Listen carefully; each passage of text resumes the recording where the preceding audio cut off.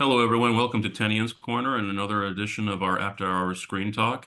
Today, Jesse and I will be talking about Sean Durkin's The Iron Claw, the story of the Von Erich wrestling dynasty, and the tragic and sad stories of the Von Erich brothers. They were and are a wrestling dynasty, beginning with Fritz Von Erich, who was a major figure in professional wrestling, one of the most famous so-called heels during his tenure, and constantly in conversations of professional wrestling about heavyweight champion belts, big matches, definitely at the focal points. So he is the patriarch of the Von Erich family and plays a really powerful and mostly negative role in the film. So Standout performance by Holt McCallany. he is brilliant. One of the standout things about the film, and there are a lot of standout things, is just how brilliantly acted it is. I can't point to a single featured performance in the film that doesn't just shine. I think that the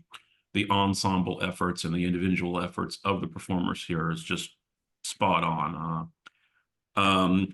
So yes, but the major attention is given to the Von Erich brothers. So that's Kevin, Carrie, Mike, and then David. And another point of controversy is which brothers were focused on and whether or not actually all the brothers were accounted for. One of the brothers is not featured in the story at all, and I would not have known that if I hadn't done a bit of research. Yeah, Chris Von Erich. The story of that missing brother adds another dimension of tragedy to this whole real life narrative, the idea of the Von Erich family curse. And that's, of course, another important feature of the story. For those of you who don't know, consistent theme throughout the film is whether or not the Von Erich family is haunted by a family curse. So it goes back to several things. Jesse, what was the name of the 5-year-old brother who died when he was still a child? Jack Jr. Was 5 years old when he died very tragically, and people started talking after that death that the reason for that was that Fritz von Erich had taken on the name Von Erich, ostensibly a reference to his paternal grandmother, whose family had been haunted by tragedy, and the connection between that family tragedy and then the name that he took on to be the wrestling moniker. That became the basis for this whole theory of a curse. That is haunting the film, haunting the brothers throughout, this question of whether or not they are cursed. And what connection does this curse have, if it's real, to the Von Erich name? That especially haunts the character of Kevin Von Erich, who is the film's protagonist, played brilliantly by Zac Efron, an Oscar-worthy performance. Kevin Von Erich is the only brother to survive into later adulthood. The other brothers all meet tragic ends of one form or another. And of course, that's just further fuel for this mythology of the curse, the Von Erich curse. All right, so I think we should start by talking about just sort of the basic things. Like, let's talk especially about the performances. I think the performances are a standout feature. Jesse, who would you focus on? I mean, I obviously we have to talk about Efron, but I think everyone's brilliant. Yeah, well, on Zac Efron, and I mentioned this in my reaction as well, that I was very struck by his physical transformation. He almost looks like an action figure. He has this Mm. like rubbery, like plastic look, which goes perfectly with like his wrestling persona. And he really sold that character through his physical performance. Also, very struck by how he was able to show emotion, a lot of expressiveness through his face, not having a great deal of dialogue. His character was more subdued, a bit introverted. And excuse me, my voice is a little groggy. I'm getting over a cold here. But the other standout for me was Mike, who was what was the actor's name? He was I have it right here, Stanley Simmons or Yeah. Simons. He very much impressed me. Of all the brothers, at least as portrayed in the movie, you could see he was pulled in a different direction. You know, he had a love of music. He was in a band. One of my favorite scenes in the movie, and this is like in the first act of the movie. He's practicing with his band in the garage. And then his brothers, David and Kevin, pick him up from the garage, and then he's like, "Oh, let's go for burgers." And Kevin is like, well, we got food in the freezer or fridge. He said, well, let's go for burgers. And so they do that. And it's just a little small touch and moment. And I love that because with the brothers, they're always on this strict regimen, almost militaristic regimen with the wrestling and the training. Like they're always on it. And that was a little moment in the film. Well, let's take a moment to enjoy the small pleasures here. That was like a golden moment in the film before all the tragedy hits. You start holding on to those moments, just as the brothers are holding on to those moments. Those were like the golden years for them at the farm Mm. together, having a burger, going to a music gig. Like those are the golden moments. So, and the movie really holds on to those. And I think those were done very well.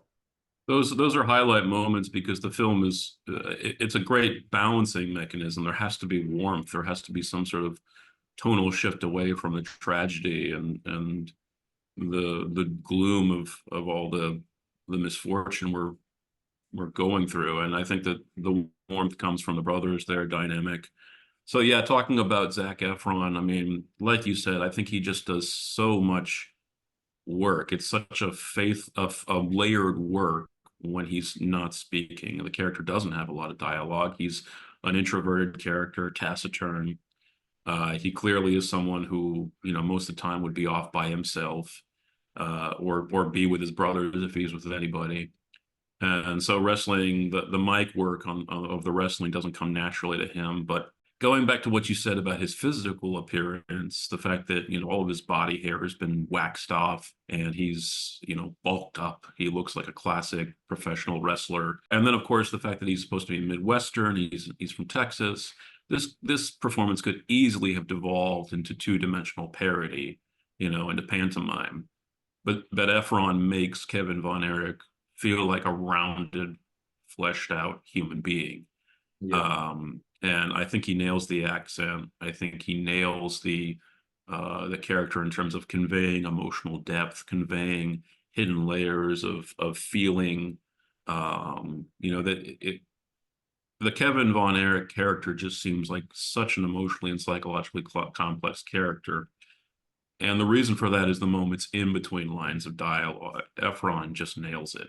Going to the dynamic of the brothers, I think that just a shout out to the ensemble efforts of the actors, and this is everyone. This is Efron, this is Jeremy Allen White as Carrie, Harris Dickinson as David. You've got Stanley Simons as Mike.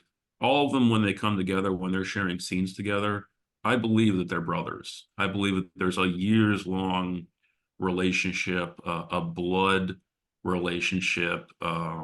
And that I believe that they've been supporting each other and falling in love with each other as brothers.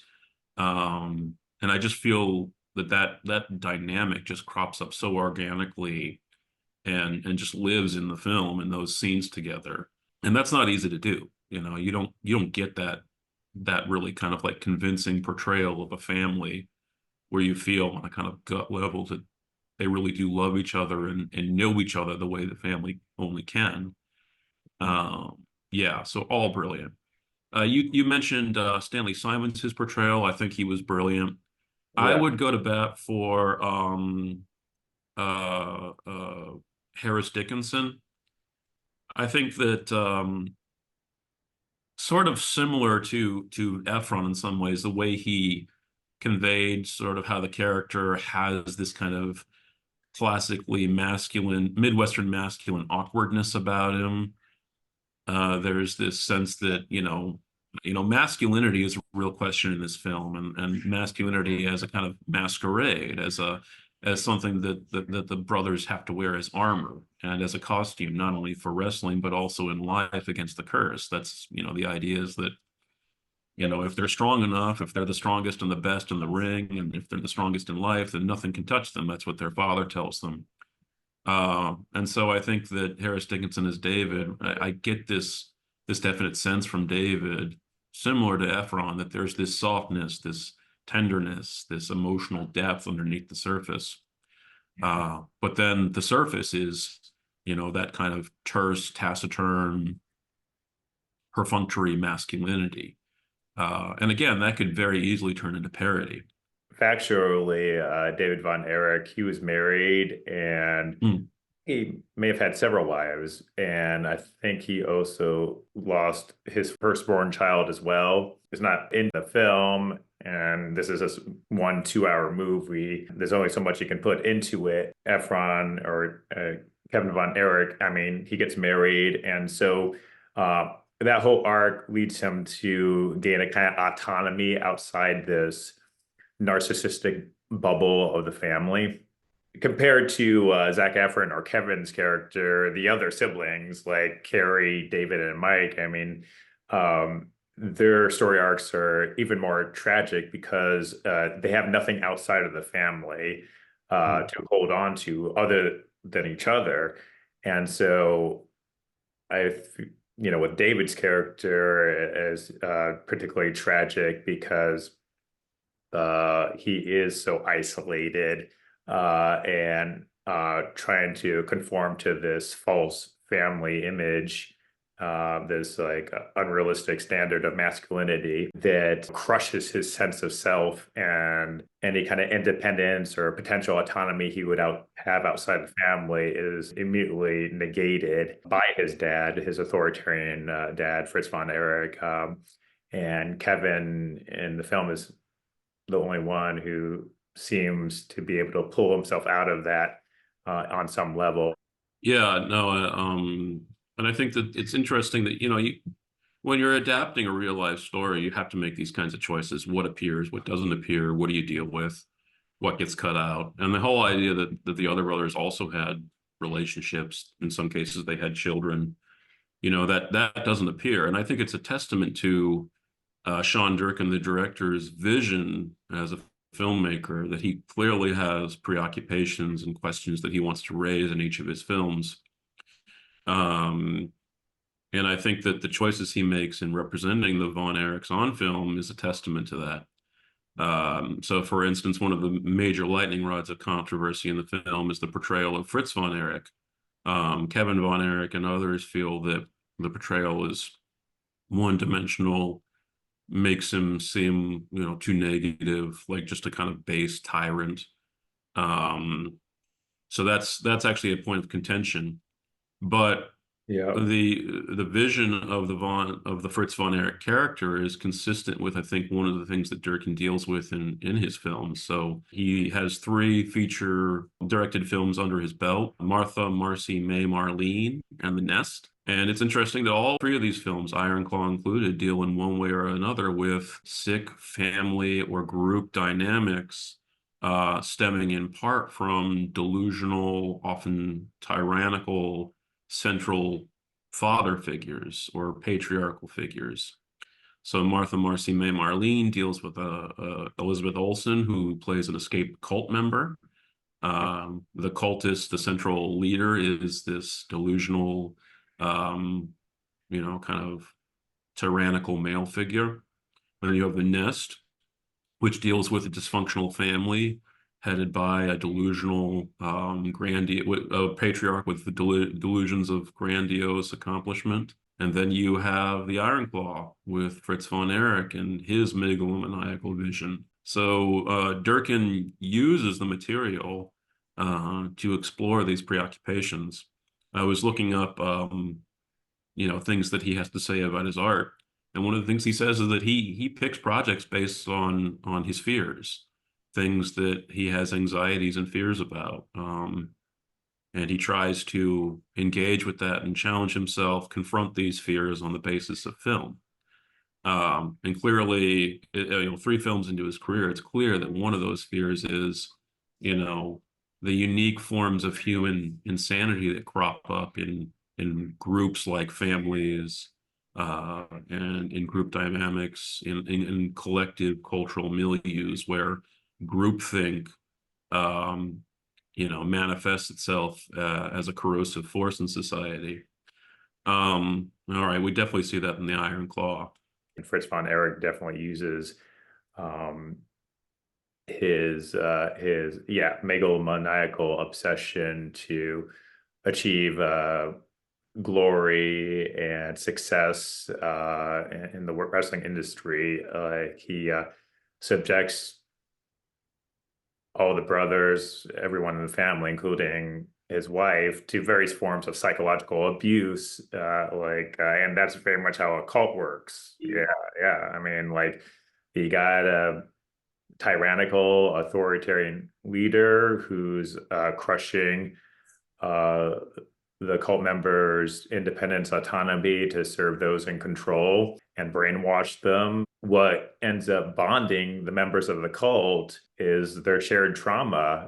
When you look at this film, The Iron Claw and the brothers and the family curse, the curse is the trauma here, the shared trauma between the brothers. And again, Durkin's work in this film reminds me of something that Martin Scorsese has said about directing, about his own directing specifically, is that, you've got a project. Most of the time it's written by somebody else. You've got producers, you've got all sorts of people with skin in the game. They have their own visions. So if you as a director are going to work your own preoccupations and interests into the film, what you have to do is kind of be a smuggler. So you kind of have to smuggle those in because there's all sorts of other competing interests and competing visions. And I see that with Durkin in this film, right? I mean, the story ostensibly is the real life story of the Von Erich dynasty, the tragedies, the curse. But it's also Durkin's vision of a kind of worst case scenario for a dysfunctional Midwestern Texas traditional Christian family, right? uh, what happens when that system goes sour, goes toxic? How does it do that? Well, we have the idea that it's patriarchal. We have the central dominant male figure. What happens when that dominant male figure is a tyrannical megalomaniac, right? And if you look at the dynamic of the brothers, what kind of vision of parenthood, what kind of vision of family is promoted by um, the cultural milieu, the cultural value system. So on the one hand, you've got Fritz von Erich with masculinity, be the strongest, be the toughest. I'm ranking you all right now. Carrie's the favorite. Kevin is number two. He actually plays favorites in a systematized, formal way with his sons and uses that to fire their competitive spirit ostensibly, but really to put them against each other. So Yeah, you've got that on the one hand. On the other hand, you've got Doris, their mom, with religion and God and being the subservient domestic housewife who puts food on the table, tends to the household affairs, but otherwise keeps her mouth shut and doesn't involve herself, leaves the important child rearing responsibilities involving sons at least to the father. And what happens in that dynamic? It becomes completely corrosive and narcissistic, as you say. It becomes cut off and isolated. And the boys all succumb to this dynamic. Like you said, I mean, I think fundamentally the curse is the trauma that ensues from this distorted, sick value system. Whether or not it's a commentary on the value system itself, like maybe this is Durkin's, implied condemnation of American Christian conservatism, I don't know. But certainly we can't mistake that one of the sources of trauma in this film is the traditional uh, conservative patriarchal household that these boys inhabit. yeah, Um, and I think one of the things that's really striking about that is that the boys essentially have to be parent figures to each other. What don't they get from either parent? They get the value system and the obligations and the directives, the orders, do this, don't do that, here are your values, here's how you be men, and you need to be religious and you need to love God, you need to pray. They get that. But what they don't get is, I love you. I'm here for you. I support you. The yeah, brothers have to give themselves that through each other. yeah, So they essentially are parents to each other. And it's one of the things that happens in codependent households, like in an alcoholic family, for instance. The parent, regardless of whether it's a father or mother, can't give all that they should be giving as a parent. And so one or more siblings start to occupy a place of parenthood, often for the younger siblings, or that dynamic has to shift somehow. So they're getting in some secondary way the love and the support, the stability that they would normally be getting from a parent in a healthier dynamic. yeah, And again, this is something that Durkin is clearly preoccupied with. So whether it's an accurate portrayal of Fritz von Erich, the von Erich household for these brothers growing up, that's an important question. But I think what's interesting to me is how this is Durkin smuggling his own interests, his own preoccupations as an artist into this true to life story. Yeah, in terms of whether Sean Durkin is infusing his, own preoccupations and having some kind of commentary about the Midwestern American family and the critiquing the American dream here. And I think, yeah, I can see there are elements in the movie, particularly a condemnation there, critique of that family unit. I mean, some of the most chilling moments in the movie involve Fritz von Erich and his responses to the tragedies and the deaths in the movie. And he certainly appears to view his sons as either a convenience or inconvenience, in terms of whether or not they're serving his agenda, his business model of success, and they're just pawns in his game. And that's very chilling. And I think also at the end of the film, Kevin von Erich has a nice little moment with his son, and his son says, I don't know the exact phrase, but that it's okay to have feelings as a man and to Absolutely. show your emotions. So Mm. there's a critique of that false image of toxic masculinity in the film that's perpetrated by the dad and the family, and also in the wrestling industry itself. That this is a false image served in the film to really take away the brothers' sense of self.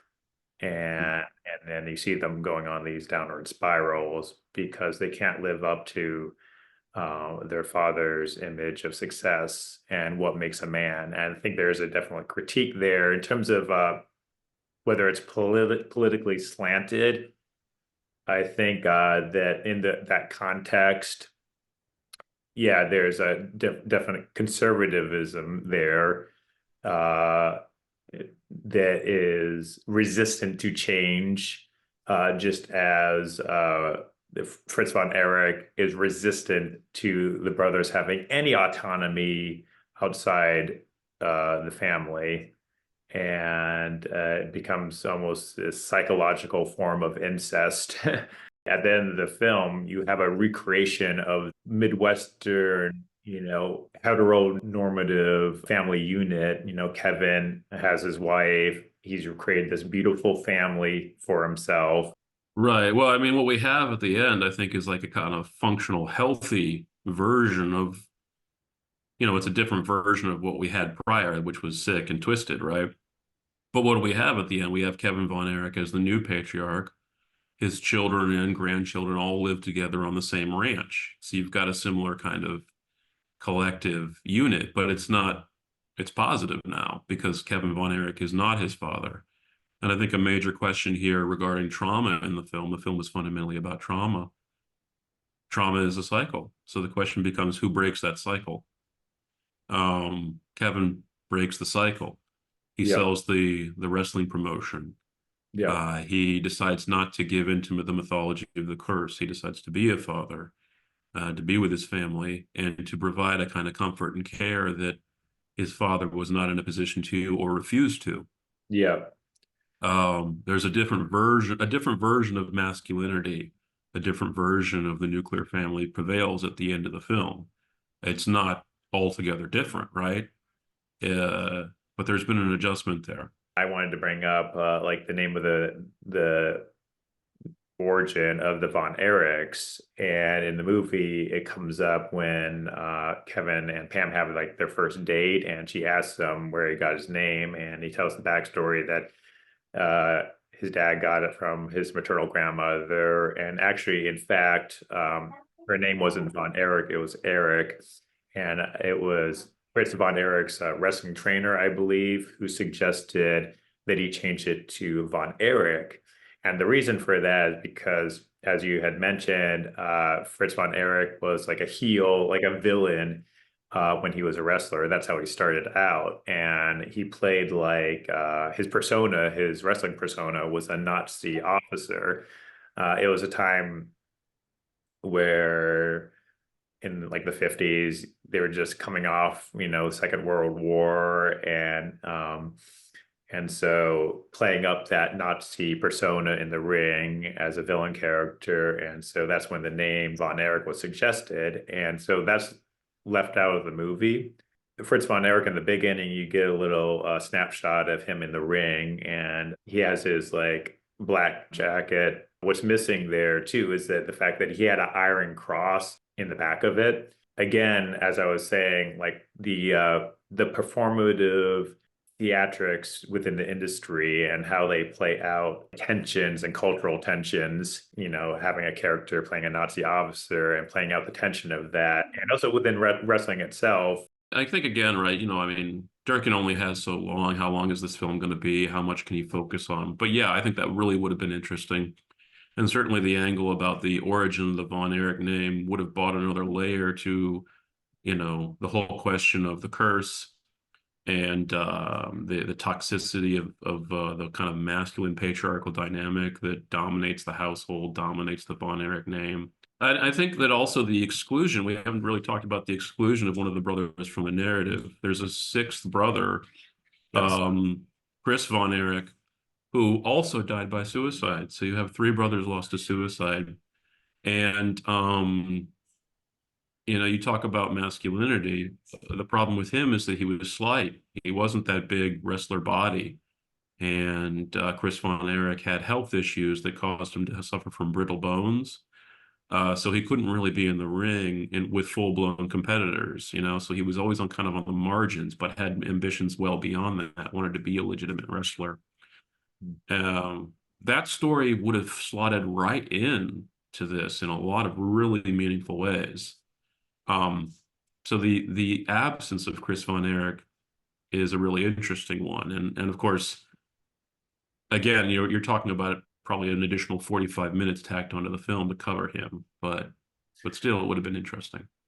And I can understand why Sean Durkin compressed the storyline. And I think to avoid repetition, because that sixth brother, Chris, his life very tragically follows a similar trajectory as the other brothers, particularly Carrie. Yeah, I mean, I think fidelity to truth, to history really matters, but I mean, I can't say enough about the film. I think Durkin's made a brilliant film, brilliant performances, really well crafted. Yeah. I give it all the accolades I can think of. Yeah. And I'll also just say about the structure of the movie. And again, I mentioned this in my initial reaction. It very, for me, was reminiscent of the first Rocky movie, because Hmm. in the first Rocky has a really brilliant setup and build up where Hmm. they're in the first act, particularly, there is like no music at all. And it's not until you reach Rocky's big training scene montage that the music starts booming and is loud. And there's a similar build up here where in the first act, everything is very like subdued, and there's, as I recall like little music. And then there's a similar like montage scene, which is set to Rush's Tom Sawyer. And I mean, that song is played ad nauseum, like on the radio. I mean, so many times. Okay, you can play it again here, but they really made it an element of the movie. And I was jamming to it. I was like, wow, this is such a good use of music.